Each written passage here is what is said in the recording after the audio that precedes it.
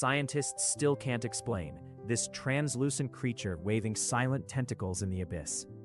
It lives thousands of meters below, with crushing pressure and darkness reign eternal. Its faint bioluminescent glow pulses every few seconds, like a mysterious underwater signal. The strangest part is the silent ripples its tentacles make. Scientists still can't explain why. This ghostly glow may be a long-distance whisper from one of Earth's oldest ocean secrets.